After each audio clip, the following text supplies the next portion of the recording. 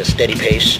You know, when they started doing it, a lot of people called it rocking, going off, and what they wanted to do, you know, they noticed that a lot of people were stopping around 76, 77, and you know, they wanted to keep it going on, you know what I'm saying? They wanted to keep the rock steady, and when they started getting too old for it and it started dying down with them, they passed it along to legs.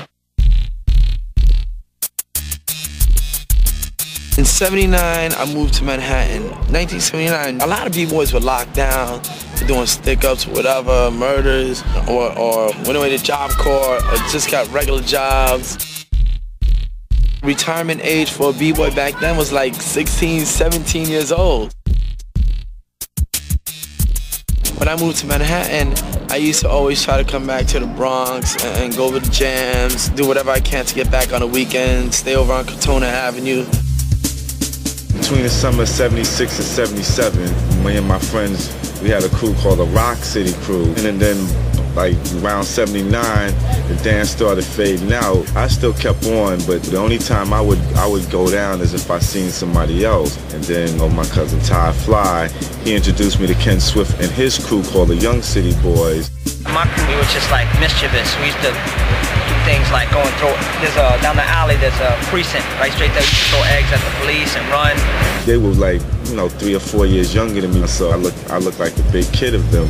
But, I told them anytime y'all have any battles coming up, I'll take your side. I got down Rocksteady when I battled legs, and then a lot of my crew got down Rocksteady. And Mr. Freeze was part of Rocksteady in the Bronx already. The only white boy I knew that was a b-boy was Mr. Freeze. He was the only white boy, the first white boy in the Bronx with juice. He could go in any black Puerto Rican neighborhood and walk through and say, I'm Mr. Freeze, Rocksteady crew. He was like, oh, yo, you're cool, man. Me and my cousin Lenny Lamb, we were traveling all over the place, battling people, and then just like start hanging out with them. When you hang out with those people, they might know someone that might be breaking in another area. Like, all right, cool, let's go over there. I want to battle them. It's like the martial arts films where it's like, yeah, I heard your style is good, but mine is better. And you go there and you test their style. And that was my way of recruiting. Our crew was called the Rock City Rockers, man, from the 173rd Street area. We were battling, we would do it for fun because there were really nobody in our area that we, that were really involved until we met up with a guy called Crazy Legs. I was like, oh man, yeah, I want to adapt that style, man. That's why my name is Little Crazy Legs. That's basically how I met everyone else that ended up being in Rocksteady. I met up with Frosty Freeze, he knew people, Take One knew people, Ken Swift, Mr. Wiggles, then you had my peeps around Cortona, Toxic, A1. We just had like 500 members of Rocksteady. Well, that was real good. Johnny J is my name. Yeah? Frosty Freeze, please. Whiskey, please.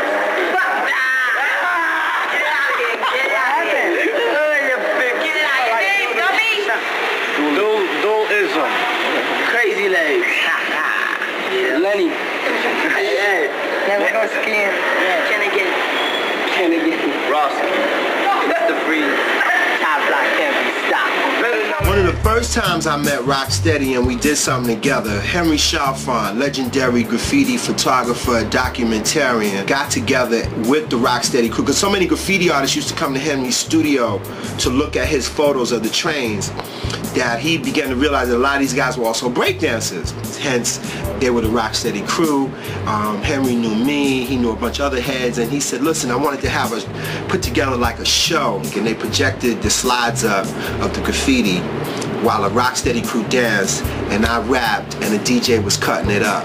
And that was reviewed in the Village Voice. The Village Voice wrote a big article on that. And from then, it seemed like it was on. We started doing that. Henry Chalfant put us on. And what we were doing is we were breaking up Rocksteady crew into two groups. It was Rocksteady and Breakmasters for shows.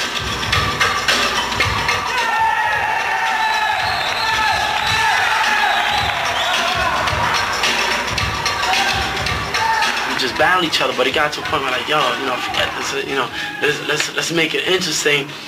And we were hooked up with a show at Lincoln Center. Henry Chalfant again hooked us up with that show. And it was like, yo, let's see, let's battle dynamic in a neutral ground now in Lincoln Center, Manhattan, boom.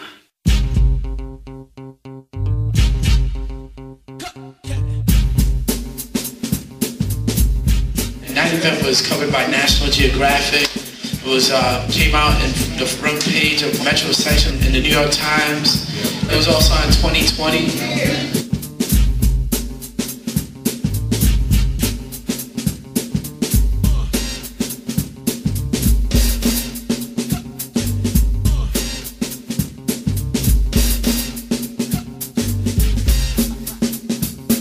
They showed it on Channel 7, ABC News. I just remember seeing legs on the news, and I was like, oh, dip, you know, like that's legs.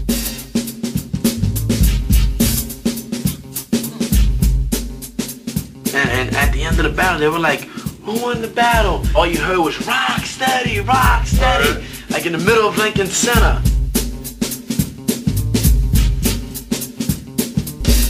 One day I was watching TV and I saw Rocksteady on TV, and I was like, whoa, if they can do it, we can do it. So I got a group back together. I went and recruited Chino, and we started from there. To make a long story short, we met Michael Holman, who was some type of manager to Rocksteady, and in 1982 they offered us a battle. I had a nightclub called The Grill, the first hip-hop club in downtown New York.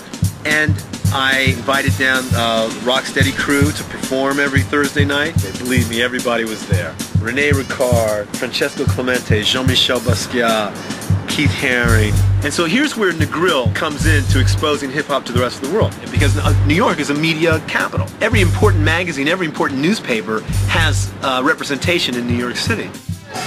On the wheels of steel. Yeah. Oh, yeah. My man. Baby, yeah. After a while, I started getting a little bit bored with just Rocksteady crew doing a dance performance. And I said, Legs, you know, what's up with this battles I keep hearing about? I didn't really know. And after a couple of weeks, he found a crew called Floor Masters.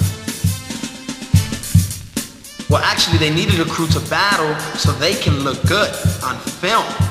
And they wanted a crew that wasn't as good as them so they could look real good on films.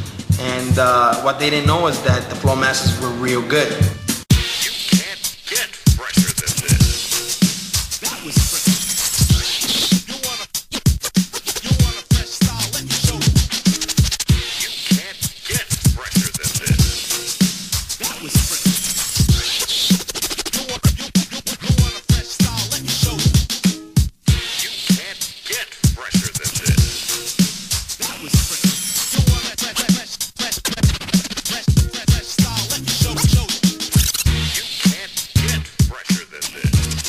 And when Floor Masters came down to perform, a light turned on in my head.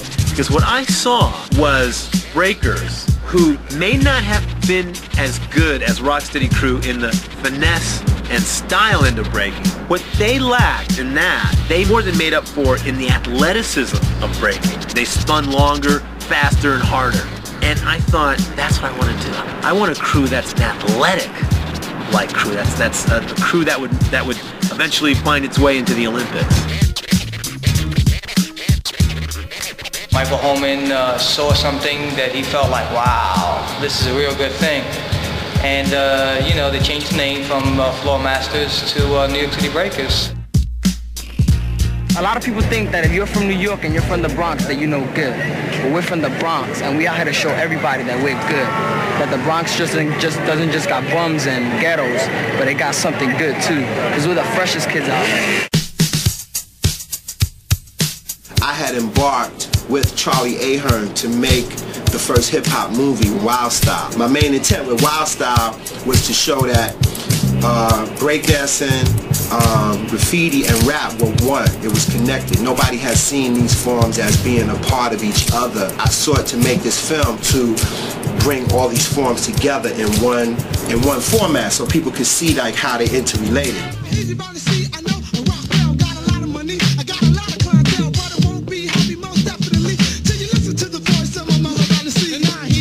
Wild Style, that was the one movie that captured more of the true essence of hip hop. When the shock with the rhythm rock steady crew with the path of my beat that'll make you move.